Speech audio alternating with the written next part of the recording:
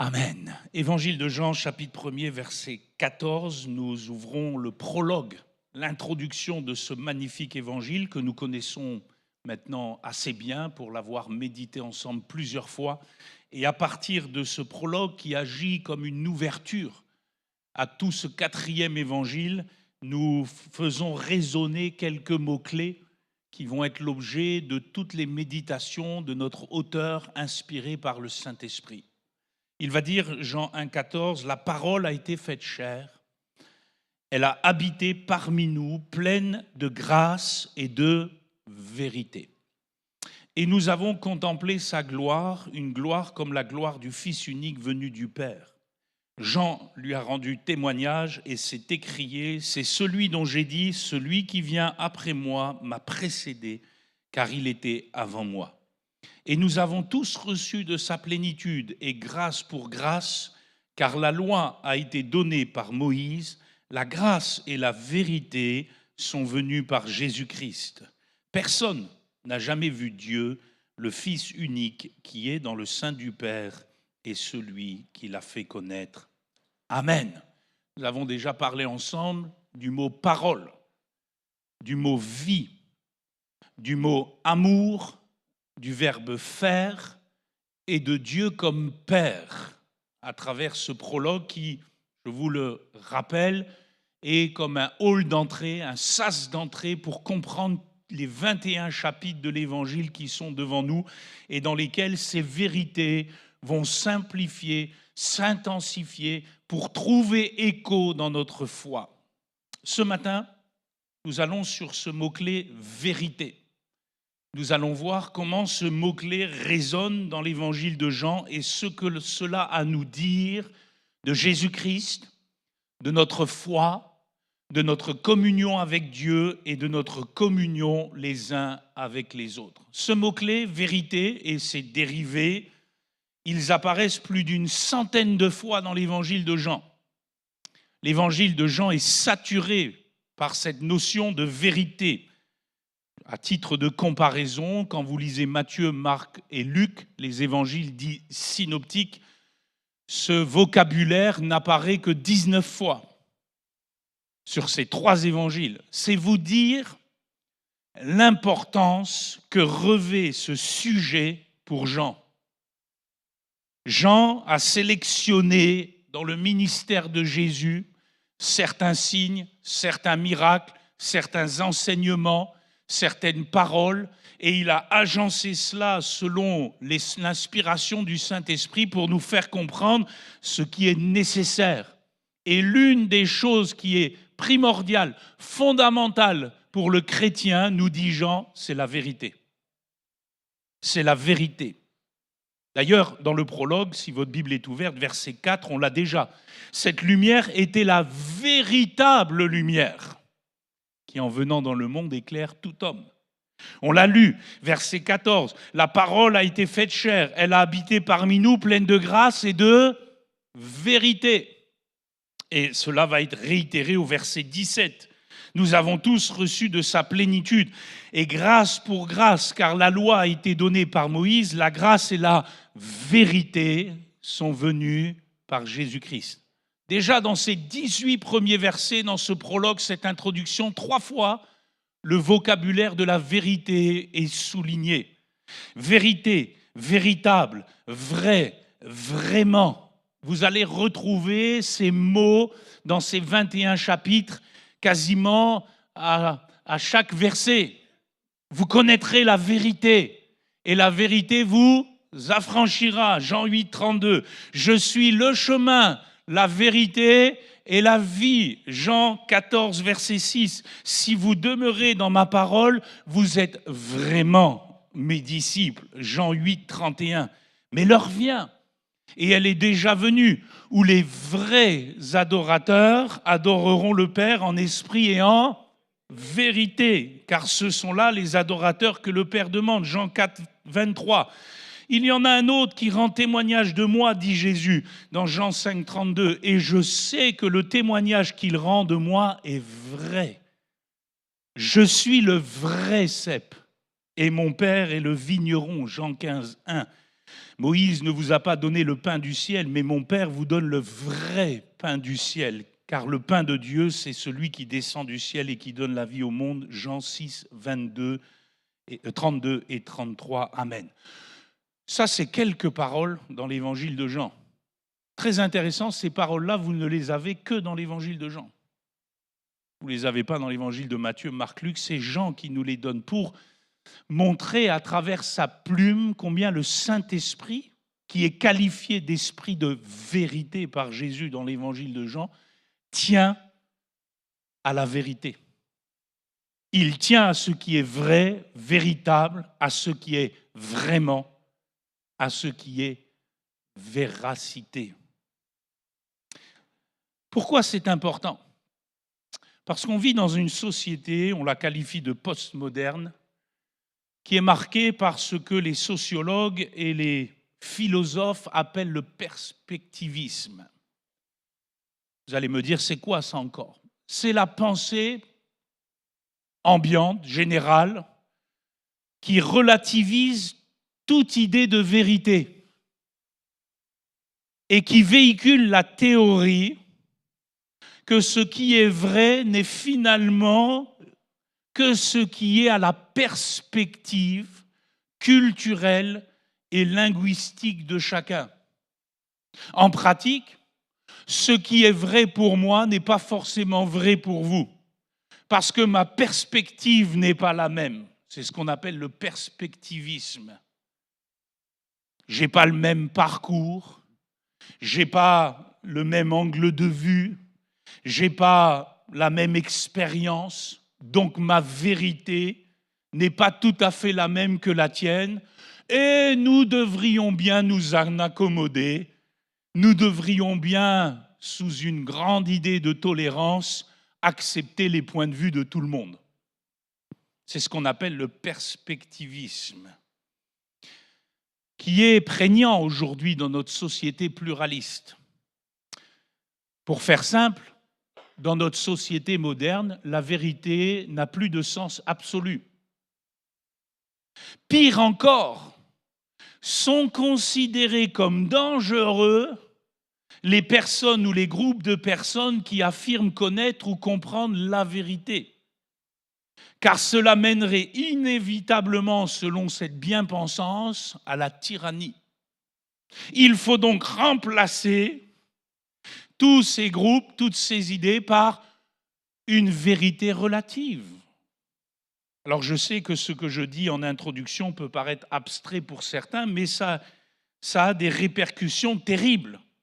Si vous acceptez ce point de vue-là, si vous acceptez cette idée, cette philosophie, cette pensée, l'Église ne peut plus dire qu'elle détient la vérité. L'Église ne peut plus dire que Jésus est le chemin, la vérité, la vie. L'Église ne peut plus dire qu'il y a des normes éthiques absolues qui sont vraies de tout temps et pour tous et qui doivent être transmises à chaque génération. Pourquoi ? Parce qu'à partir du moment où vous acceptez le perspectivisme, le fait que finalement la vérité n'est pas absolue, mais que chacun la détient par morceaux, à partir de là, l'autre ne détient-il pas quelque chose qui sauve ? Au même titre que moi. Avec cette pensée, vous aboutissez à ce qu'on appelle l'universalisme, c'est-à-dire le fait que finalement, la vérité, elle est éclatée en petits morceaux, chacun en possède. Le chrétien en possède, le juif en possède, le musulman en possède, l'athée en possède, l'agnostique en possède. Chacun a un petit bout de vérité quelque part, et qu'à la fin, finalement, grosso modo, si nous ne faisons pas trop de tort à l'autre, nous irons tous au paradis. Et c'est la musique de fond de notre société postmoderne depuis des événements que nous connaissons, les années 60, mai 68 ou autres, c'est la musique de fond qu'on entend, chacun sa route. Vous connaissez ça ? C'est marrant ça, hein ? Des fois, c'est plus connu que certains cantiques des ailes de la foi. Chacun sa route, chacun son chemin, chacun sa vérité, chacun son idée, chacun sa perspective. Tant que tu ne me fais pas trop de mal, tant que je ne te fais pas trop de mal, aimons-nous, grosso modo, dans une vérité relative. Cette conception, elle imprègne nos élites, nos médias, nos réseaux sociaux, nos universités, nos politiques, nos gouvernants, au point qu'elle imprègne aujourd'hui même l'individu lambda en bas de chez nous. Le 4e évangile, et je pense que c'est pour cela qu'il est inspiré du Saint-Esprit et qu'il traverse les siècles, les coutumes, les pensées, les philosophies, le 4e évangile va fortement opposer cette idée. Si Pilate, dans le 4e évangile, face à Jésus, d'un point de vue, dans un ton ironique, va dire au Seigneur, mais qu'est-ce que la vérité ? Jean, depuis son prologue jusqu'à son épilogue, le 21e chapitre, va nous répondre que la vérité n'est ni un concept, ni une idée abstraite de philosophie, ni un morceau de pensée éclatée qui se retrouve chez les uns ou chez les autres, mais que c'est une personne. Et que cette personne connaît tout de Dieu parce qu'il est Dieu lui-même et parce que personne n'a jamais vu Dieu, le seul vrai Dieu, mais le Fils unique qui est dans le sein du Père, lui l'a fait connaître. Cette personne-là est la vérité. L'évangile de Jean est profondément attaché à la recherche de la vérité. Et cela va résonner, je le répète, sans cesse dans son récit. Vous avez un devoir avec Philippe durant ces mois et on n'a pas fini. Vous devez lire, relire, re-relire l'évangile de Jean. Je sais que dans les classes, il y a toujours des cancres qui ne veulent jamais faire leurs devoirs. Faites vos devoirs spirituels. Lisez l'évangile de Jean, relisez l'évangile de Jean. Dans l'évangile de Jean, ce qui est vrai, ce qui est réellement, ce qui est vraiment, ce qui est vérité avec un grand V, ce Dieu qui est vrai, qui sanctifie dans la vérité, est au cœur de tout ce qu'il nous partage. Pourquoi ? Allez avec moi dans Jean 8, 44. Pourquoi une telle insistance sur la vérité ? Parole que nous ne retrouvons de Jésus que dans l'évangile de Jean, parce que Jésus veut nous mettre en face de nous une réalité invisible, un être immonde, déchu, qui ne fait pas de cadeaux, qui ne fait pas de quartier, qui est sans pitié et qui existe réellement, même si nos yeux ne peuvent pas le voir. Celui qui l'appelle le diable, et il dira, vous avez pour père le diable, et vous voulez accomplir les désirs de votre père. Il a été meurtrier dès le commencement, et il ne se tient pas dans la vérité. Parce qu'il n'y a pas de vérité en lui. Lorsqu'il profère le mensonge, il parle de son propre fond, car il est menteur et le père du mensonge. Et excusez-moi, mais le diable se frotte les mains dans notre société actuelle, dans notre monde actuel. Il peut surfer sur ce perspectivisme pour faire gober à tout à chacun tous ces mensonges et les faire passer pour des vérités. Excusez-moi, c'est du pain béni pour lui. Et si l'évangile de Jean nous a été donné pour nous qui croyons dans cette fin des temps, c'est pour que nous ne soyons pas trompés. Le malin a un problème, dit Jésus. Il parle de son propre fond. Voilà son problème de fond. sans faire de jeu de mots. Il parle de son propre fond. Derrière ses apparences d'ange de lumière, c'est son défaut fatal. Contrairement à lui, Jésus-Christ ne parle pas de lui-même. Il s'exprime selon ce que Dieu lui donne de s'exprimer et de ce qu'il lui enseigne. Il en est de même du Paraclet, du Consolateur, du Saint-Esprit, qualifié encore une fois, je le répète, dans l'évangile de Jean, de l'esprit de vérité, qui ne parle pas non plus de lui-même, mais qui parle de Christ. Et qu'on comprend, frères et sœurs, que c'est le propre fond des uns et des autres qui est en jeu dans l'évangile de Jean. Et ça va nous rejoindre.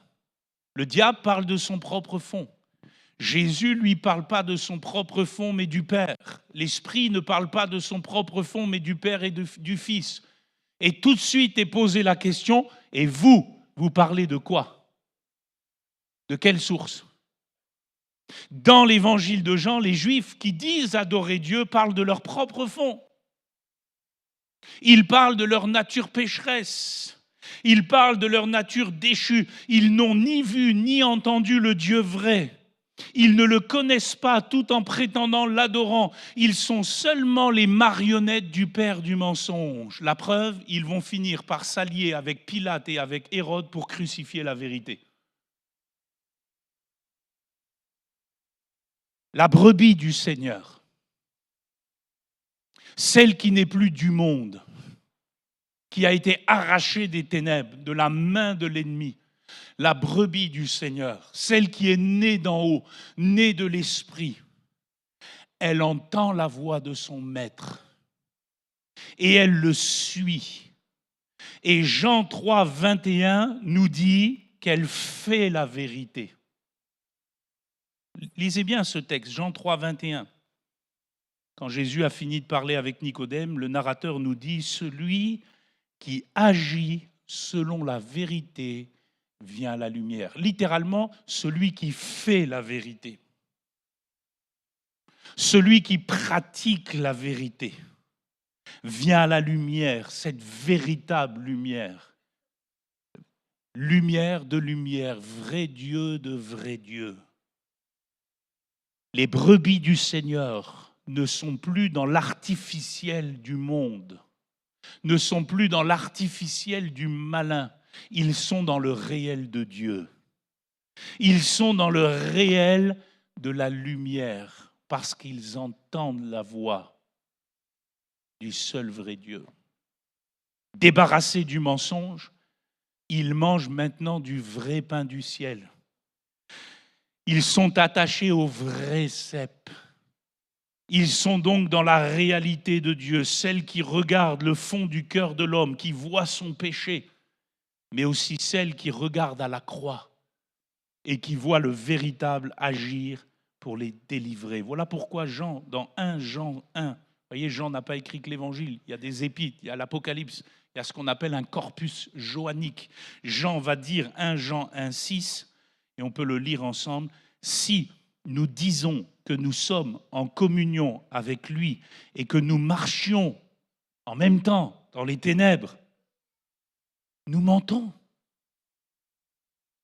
Et nous ne pratiquons pas la vérité. Frères et sœurs, la vérité se fait. C'est la grande différence avec le diable qui ne fait qu'en parler faussement. La vérité se pratique. Mais si nous marchons dans la lumière, comme il est lui-même dans la lumière, nous sommes mutuellement en communion. Et le sang de Jésus, son Fils, nous purifie de tout péché. Vérité, véritable, vrai, vraiment, réellement. C'est toute cette sémantique dans l'évangile de Jean qui va s'opposer au faux, au mensonge, à l'illusoire, à l'ignorance, à l'inauthentique, finalement à tout ce qui est ténèbres. Dans le 4e évangile, la véritable lumière s'oppose aux ténèbres de la fausseté, de l'hypocrisie. C'est toutes les controverses de Jésus avec les autorités religieuses dans ces pages. Et tout ce que nous partageons ce matin devrait énormément parler à notre jeunesse. Certes, je l'ai expliqué peut-être d'un point de vue un peu théologique, soyons très pratiques. Fake news, faux montage, fausses photos, faux guérisseurs, faux soldats, fausses fortunes, faux calmants, fausses rumeurs, comme le chantait un troubadour. Nous vivons dans un monde où la jeunesse s'accommode facilement de ce qui est faux, irréel. Ils en deviennent déconnectés de la réalité et ne sont plus vraiment à la recherche de la vérité. La preuve, ils passent leur temps à scroller leurs écrans avec des vidéos générées par l'IA. Et ils trouvent ça génial. C'est faux, mais c'est top.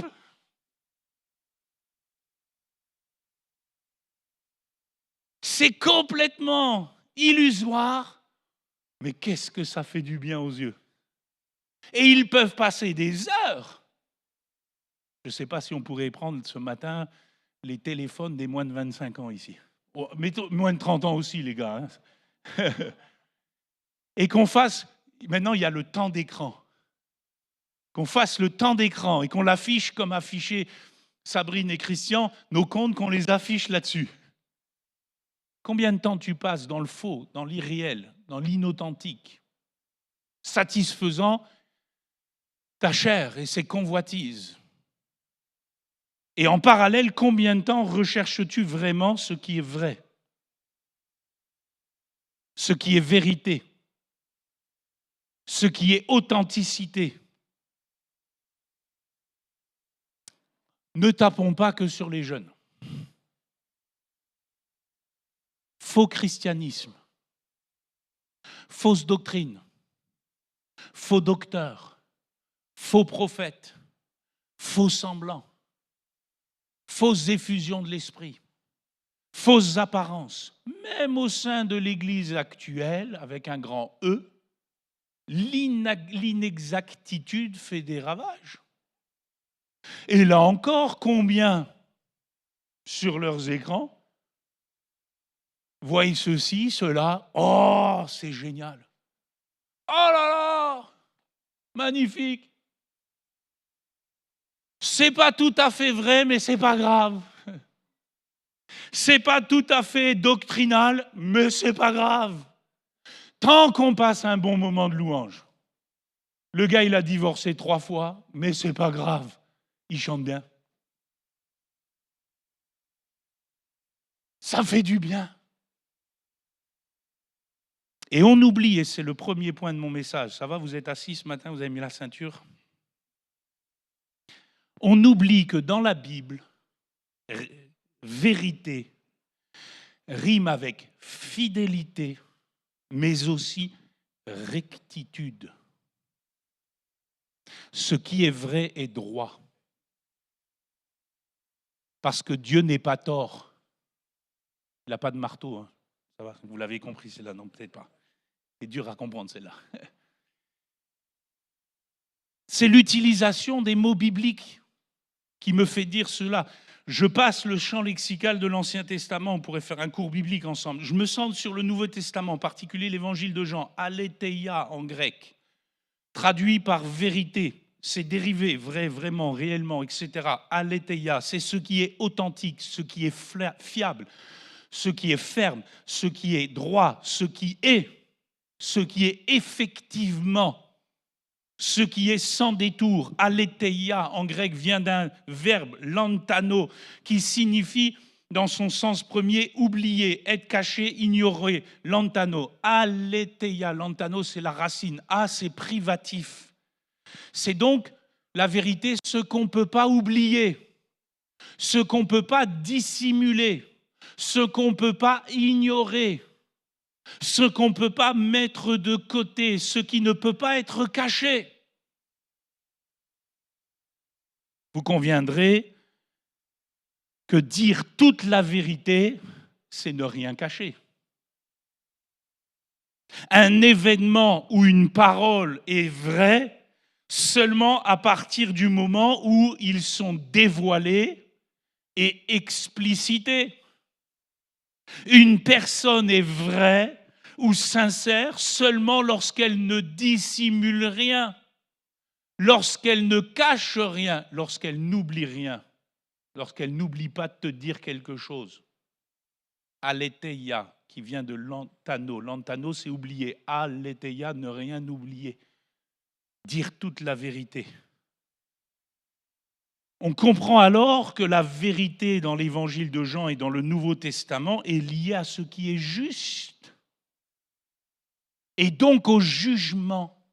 C'est pour cela, Jean 8,15, que Jésus peut dire d'une manière cinglante à ses détracteurs, « Vous jugez selon la chair, moi je ne juge personne, et si je juge, mon jugement est vrai. Car je ne suis pas seul, mais le Père qui m'a envoyé est avec moi. Il est écrit dans votre loi que le témoignage de 2 hommes est vrai. Je rends témoignage de moi-même, et le Père qui m'a envoyé rend témoignage de moi. » Tout est dit. La vérité n'est pas ce qu'on voit, ni ce qu'on perçoit, parce que l'œil de l'homme est souvent trompeur sur cela. La vérité est ce qui se révèle. La vérité est ce qui se révèle au grand jour, parfois petit à petit.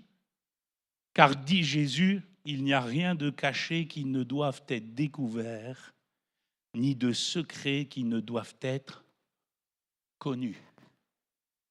La vérité est ce qui se révèle, ce qui est affirmé, ce qui est déclaré, et finalement ça renvoie à Christ. Pourquoi ? Parce qu'il est la révélation de Dieu et le révélateur de Dieu. Ce qui se révèle de Dieu, c'est Jésus-Christ. C'est pour ça que Jean peut dire « Jésus est la vérité ». Il en est l'incarnation. Il en est la personne, le dépositaire. Il en est le bénéficiaire et le dispensateur. Parce que Dieu est vrai. Ça, c'est le postulat de départ. Vous êtes d'accord avec moi ? Dieu est vrai. Il n'y a en lui aucune ténèbre. Parce que Dieu est vrai, sa révélation est vraie. Son révélateur est vrai. Jésus est la révélation de Dieu. Jésus est le révélateur de Dieu. Jésus est la vérité. À partir de là, n'est vrai que ce qui est de Jésus, par Jésus et en Jésus. On va le voir tout à l'heure ensemble. On comprend à partir de là que Jésus peut prier dans Jean 17, verset 3. Vous connaissez ce texte. La vie éternelle, c'est qu'ils te connaissent, toi, le seul vrai Dieu, et celui que tu as envoyé, Jésus-Christ. Souligné dans ce verset le lien entre la vie et la connaissance. La vie éternelle, non pas la vie biologique, la vie de Dieu, la vraie vie, la vie véritable, celle qui vaut le coup d'être vécue, la vie impérissable, incorruptible, glorieuse, sans tache, la vie éternelle est liée à la connaissance de Dieu à travers Christ, qui est vérité, qui est révélateur, révélation.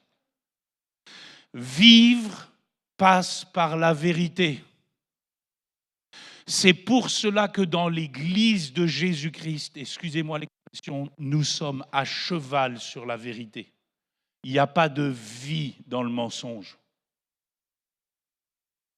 Tu peux cacher tout ce que tu veux.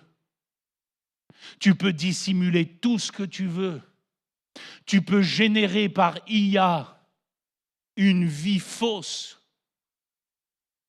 Devant Dieu, tu ne vis que par la vérité. Ton couple ne peut vivre que par la vérité. Ta famille ne peut vivre que par la vérité. Et s'il y a des dissensions, des ruptures, des séparations, des divorces, des blessures, des cassures, c'est parce que très souvent, voire tout le temps, il y a du mensonge. On n'a pas tout dit. On a effacé l'historique pour ne pas avoir à tout révéler. Et on s'est dit, ça va le faire quand même. Ça va passer.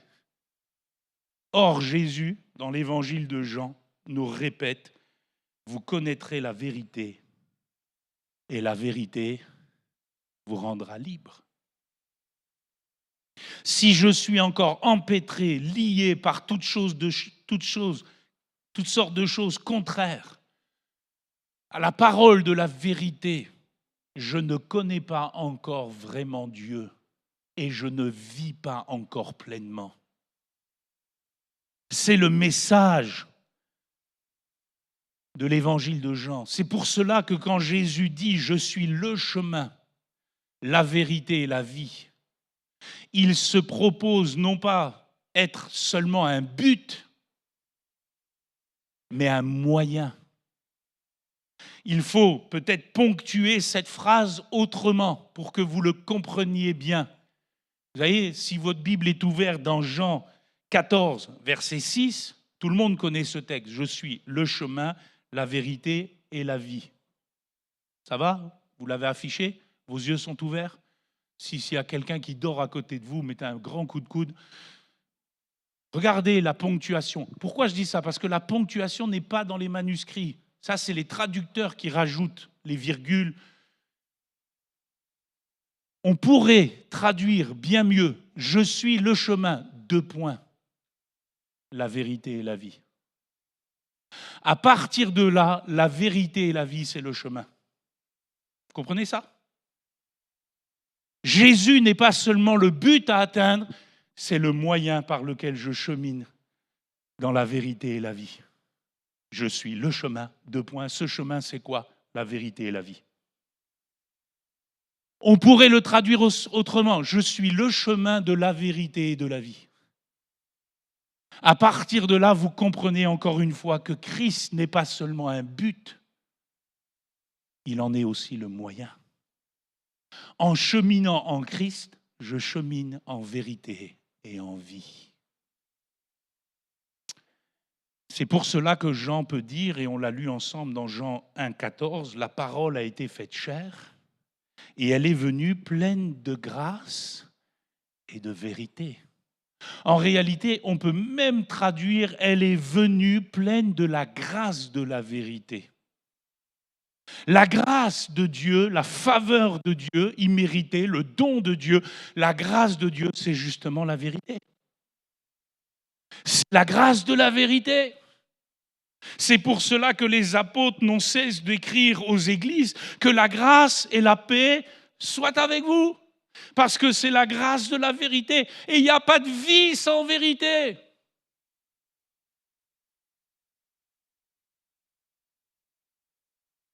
Ça s'exprime dans le 4e évangile, si vous avez été un bon lecteur, par Jésus qui fait retentir très souvent un double amen.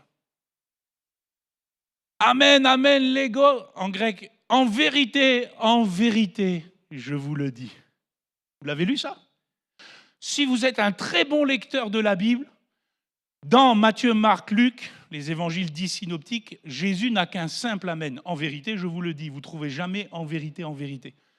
Vous le trouvez dans le 4e évangile, parce que c'est la parole pleine de la grâce de la vérité. C'est l'abondance de la vérité qui parle.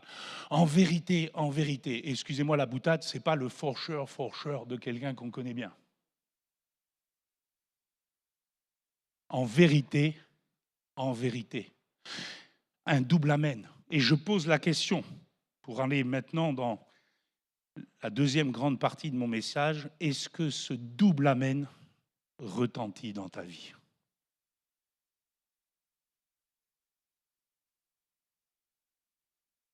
Est-ce que ce que tu vis, ce que tu professes, ce que tu mets en place, ce que tu cultives, peut être ponctué par un double amen? C'est vrai, c'est vrai. C'est comme ça. Vous oubliez toute notion de relativité là. Vous êtes dans ce qui est ferme, de ce qui est de Dieu. Ça nous amène, deuxièmement, en pratique maintenant, à comprendre ce que je dois vivre en Jésus, qui est ce chemin de vérité. Et finalement, puisque Jésus seul est vérité, je le répète, ce qui est digne de foi, ce qui est digne de ma foi, ce qui est digne de ma vie, c'est ce qui est vrai de Jésus, ce qui est vrai par Jésus et ce qui est vrai en Jésus. Je m'explique. Ce qui est vrai de Jésus vient surtout du témoignage que le Père lui rend dans le 4e évangile. Bien plus grand que le témoignage de Jean-Baptiste, qui était déjà suffisant pour connaître la vérité. Mais Jésus avance comme preuve suprême de sa divinité et de son chemin de vérité, le témoignage du Père. Il va dire ceci dans Jean 5,30, « Je ne puis rien faire de moi-même, selon ce que j'entends, je juge, et mon jugement est juste, parce que je ne cherche pas ma volonté, mais la volonté de celui qui m'a envoyé. Si c'est moi qui rends témoignage de moi-même, mon témoignage n'est pas vrai, il y en a un autre qui rend témoignage de moi, et je sais que le témoignage qu'il rend de moi est vrai. » Qui est cet autre ? Le Père. Ce qui est vrai de Jésus, c'est ce qui vient du Père. Jean 8, 18, Jésus continue en disant « Il est écrit dans votre loi que le témoignage de 2 hommes est vrai. Je rends témoignage de moi-même et le Père qui m'a envoyé rend témoignage de moi. » La grande question qu'il faut se poser, c'est comment le Père a-t-il rendu témoignage au Fils ? Et très simplement, premièrement par les Écritures, qui témoignent de lui. Vous sondez les Écritures, mais les Écritures témoignent de Christ. Ce sont les Écritures de Dieu. Et le Père rend témoignage à son Fils par les Écritures. Deuxièmement, par le Saint-Esprit, qui confirme dans les cœurs que ce qui vient de Dieu est en Christ. Et le témoignage du Père est rendu audible dans nos cœurs par le Saint-Esprit. Et troisièmement, et ça c'est le plus important, par les œuvres de Jésus que le Père a homologuées, que le Père a validées en le ressuscitant d'entre les morts. Si Jésus a été ressuscité d'entre les morts par Dieu, et nous le croyons, amen, c'est parce que tout ce qu'il a dit, tout ce qu'il a fait était de Dieu. Sinon la mort aurait pu le retenir. Voilà pourquoi il peut dire aux Juifs, Jean 10, 32, « Je vous ai fait voir plusieurs bonnes œuvres venant de mon Père, pour laquelle me lapidez-vous » Alors Nicodème avait dit dans Jean 3, 2, « Nous savons que tu es un docteur venu de Dieu, car personne ne peut faire ces miracles que tu fais si Dieu n'est avec lui. » Très bien Nicodème, nous savons. Qui est ce nous ? Ça aurait été bien que ceux qui sont dans ce nous continuent de croire ce qu'ils ont dit, au lieu de finir par le crucifier. Et les œuvres de Jésus, validées par le Père, rendent témoignage qu'il est la vérité. En pratique, qu'est-ce que ça veut dire ? Frères et sœurs, si les œuvres de Jésus ont validé qu'il est de Dieu, ça ne peut pas être autrement pour nous. Vous les reconnaîtrez à leurs fruits, à ce qu'ils produisent, à ce que leurs œuvres vont produire. Dans le domaine de la foi, on regarde toujours aux fruits concrets. On ne regarde pas à ce que Dieu m'a dit. Les Dieu m'a dit n'ont jamais fait des œuvres concrètes homologuées par le Père. Mais comme dans notre génération, il suffit de mettre un peu de lumière, un peu de fumée, pour que le Dieu m'a dit transcende les cœurs, on ne regarde plus aux fruits, on ne regarde plus aux œuvres, on ne regarde plus à ce qui est produit, on ne regarde plus à ce qui sort, ce qui est concret. Mon frère, ma sœur, tu prouveras que tu es de Dieu par tes œuvres. Non pas pour te sauver, les œuvres ne sauvent pas, c'est la grâce de Dieu qui nous sauve. Mais les bonnes œuvres que Dieu a préparées d'avance pour que tu les pratiques. Ce que Jacques appelle les œuvres de la foi, les actes de la foi, les actions de la foi. Tu dis avoir la foi, mais tes œuvres prouvent le contraire, tu n'es pas de Dieu. Entends-le ce matin. Tu peux nous jouer de la musique en la mineur, en sol mineur. Vas-y nous faire de l'orchestre. Vous avez des gens qui sont champions dans le pipeau électrique. Oh là là, le Seigneur, ils connaissent tous les versets. Mais leurs œuvres témoignent qu'ils ne sont pas de Dieu. Parce que si tu étais de Dieu, tu ferais la volonté de Dieu. Amen. Ce qui est vrai de Jésus vient du Père, qui témoigne de ses œuvres. Deuxièmement, ce qui est vrai par Jésus, puisque Jésus est vérité, ce qui est vrai par Jésus nous amène dans ce chemin de vérité. Quand il voit Nathanaël, Jean chapitre 1, 47, voici vraiment un Israélite chez qui il n'y a pas de fraude. Témoignage rendu par Jésus. La recommandation de Dieu compte, pas celle des hommes. Voici un Israélite chez qui il n'y a point de fraude. D'où me connais-tu ? Jésus lui répondit, avant que Philippe t'appelât, quand tu étais sous le figuier, je t'ai vu. Jean 2, 24, regardez ce qui est écrit dans Jean 2, 24. Jésus n'a pas besoin qu'on lui rende témoignage de quiconque. Il sait, Jean 2, 24, 25, ce qu'il y a dans le cœur de tout homme. Parce que Jésus est omniscient au même titre que le Père, au même titre que l'Esprit. Un seul de ses regards pénètre l'arrière-fond de ton cœur. Il sait ce qu'il y a au fond. Il sait ce qui est vrai et ce qui est faux. Il voit derrière les faux semblants. Il voit derrière les paroles en l'air. Il voit derrière les pratiques d'apparente piété. Dans l'évangile de Jean, Jésus sait que Judas est un voleur parce qu'il prend ce qu'on met dans la bourse.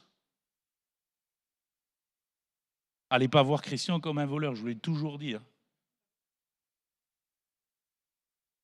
Mais il sait, Jésus. Il ne tombe pas de son canapé parce qu'on mangeait allongé quand on était dans l'Antiquité. Quand Judas sort de la pièce pour aller le trahir, alors qu'il avait déjà convenu de 30 pièces d'argent avec les principaux sacrificateurs. Il ne se dit pas, oh là là, je pensais qu'il était spirituel, lui. Il s'était mis en peine des pauvres quand Marie avait répandu le parfum à Béthanie. Oh ben mince alors. Nous, on est comme ça. Pourquoi ? Parce qu'on est maître de la dissimulation. Vous pouvez tromper des hommes, vous ne tromperez jamais Dieu. Je vais même aller plus loin ce matin. On ne se moque pas de Dieu.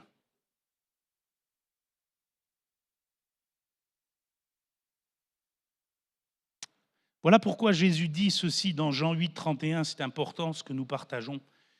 Il dit, si vous demeurez dans ma parole, vous êtes vraiment mes disciples. Vous connaîtrez la vérité et la vérité vous affranchira.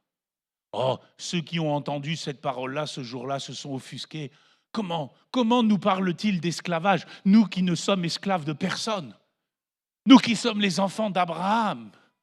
Mais Jésus voyait un esclavage bien plus puissant que l'esclavage de l'Égypte ou l'esclavage des Romains ou l'esclavage de je ne sais quoi. Il voyait l'esclavage du mensonge, l'esclavage de l'hypocrisie, l'esclavage du péché.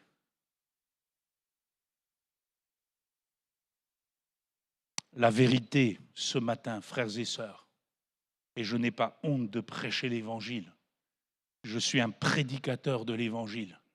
La vérité, c'est que nous sommes pécheurs et que nous avons besoin de Jésus-Christ pour changer nos cœurs. La vérité, c'est que même après ton baptême, tu as encore besoin de repentance. Tu ne peux pas dissimuler à jamais ce que tu dois régler au pied de la croix de Jésus-Christ.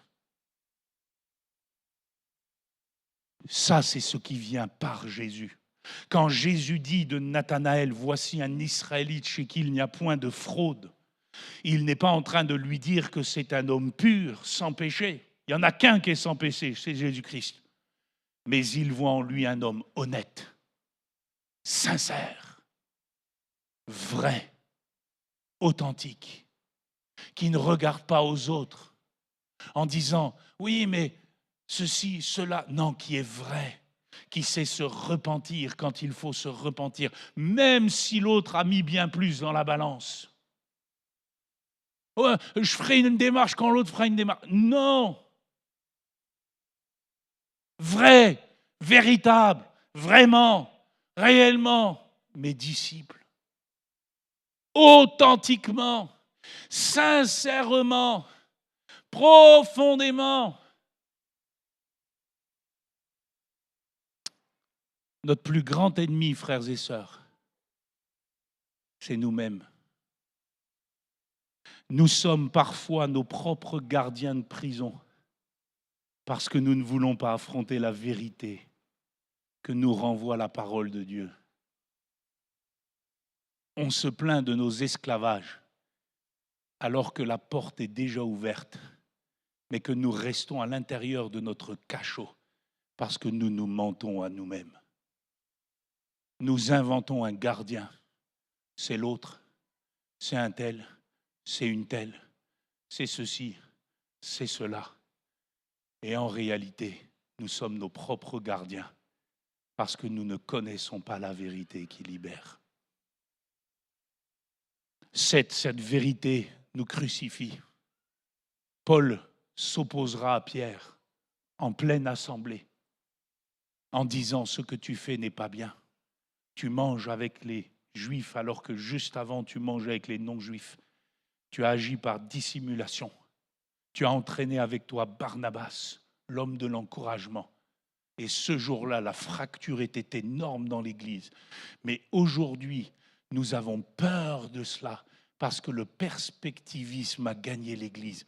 On ne sait jamais, il a peut-être un bout de la vérité. Il ne faut pas trop l'offusquer.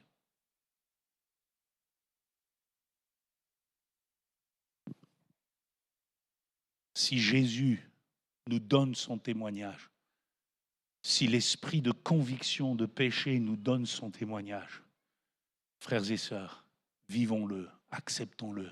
C'est le chemin de la liberté. Troisièmement, et je conclus, ce qui est vrai de Jésus, ce qui est vrai par Jésus, et dans l'évangile de Jean, ce qui est vrai en Jésus, nous conduit dans la vérité.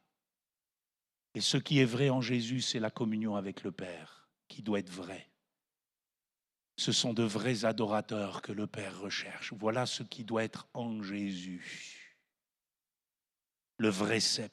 Il le prie, le Seigneur, Jean 17, 20, en disant « Ce n'est pas pour eux seulement que je prie », en parlant de ses disciples, des siens, mais encore pour ceux qui croiront en moi par leur parole. Vous vous rendez compte que ce jour-là, dans le jardin de Gethsémane, juste avant la croix, Jésus a prié pour toi.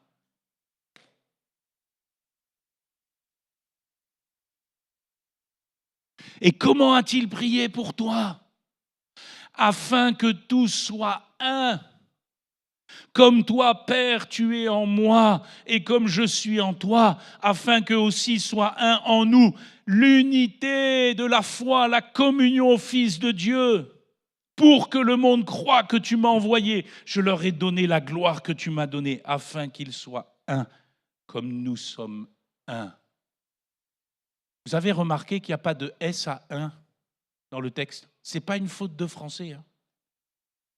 On a fait, nous, une faute de français dans le chant « Nous sommes un dans un », parce qu'on a mis un S. Vous remarquerez, hein, allez voir hein, si vous ne me croyez pas. Mais bibliquement, théologiquement, on ne met pas de S. Pourquoi ? Parce qu'il n'y a qu'un seul Dieu, on est en lui. C'est une unité.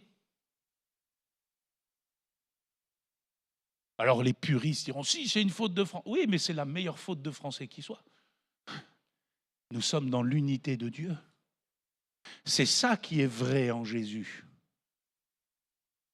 Et je le répète, c'est très important parce que le diable, qui est le père du mensonge, son but principal, premier, c'est de diviser. D'ailleurs, le mot diable, diabolos en grec, ce n'est pas le diabolo grenadine, hein. Diabolo, le verbe, signifie littéralement séparer. Ce qui divise, ce qui sépare est mensonge. Voilà pourquoi nous sommes appelés au perfectionnement des saints, à l'unité de la foi, à la stature parfaite de Christ. J'ai remarqué que nous avons tendance, je dis nous nous mettons tous dedans, nous avons tendance même à spiritualiser nos séparations et nos divisions.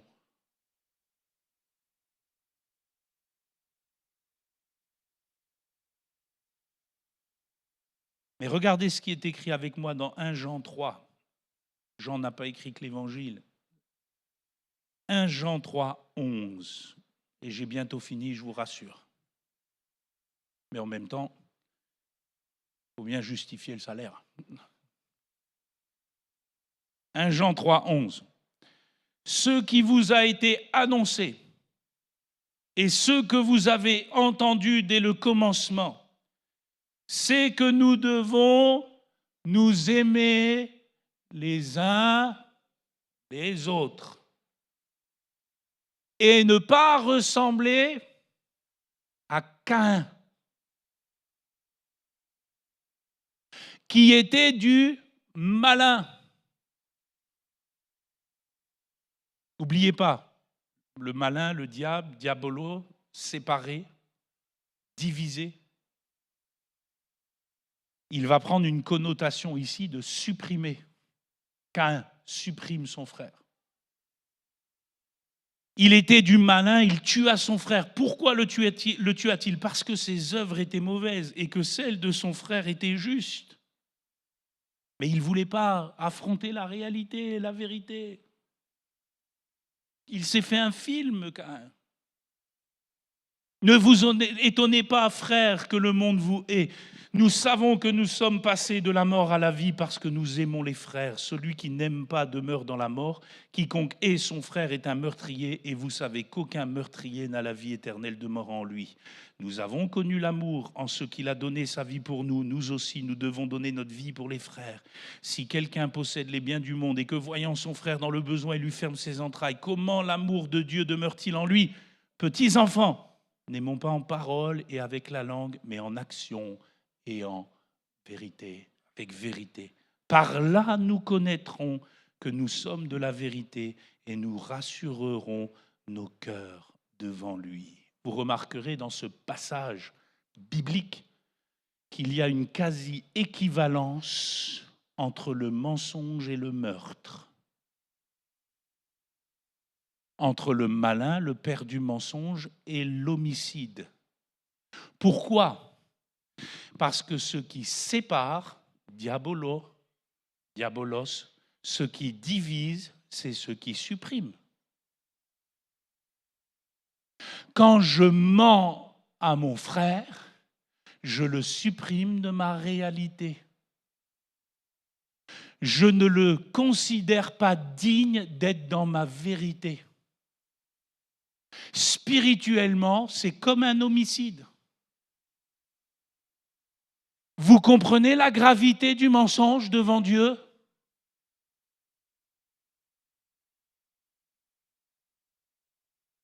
Vous portez atteinte à l'autre. Voilà pourquoi quelqu'un a dit l'essence du mal paraît être bel et bien le mensonge comme négation de l'autre. Il n'est pas digne de la vérité, je le supprime. Mieux vaut que je ne lui dise rien. Tu fais comme Caïn, tu ne veux pas affronter la vérité.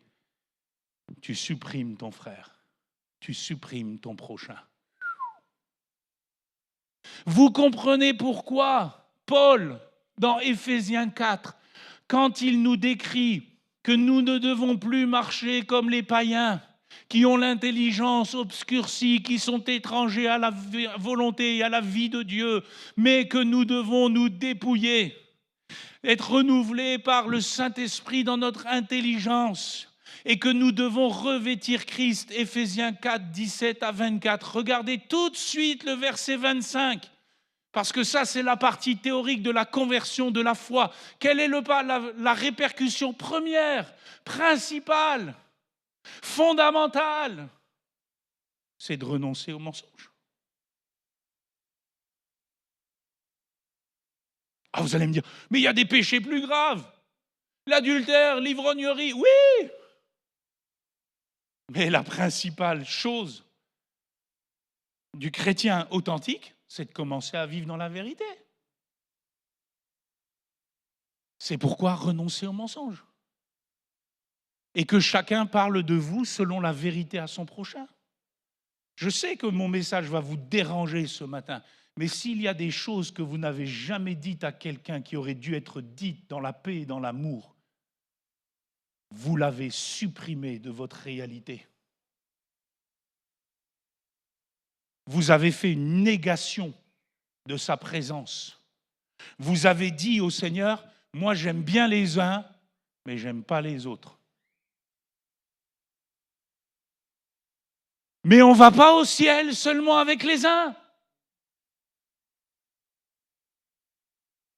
On ne va pas au ciel seulement avec une moitié de bonne volonté.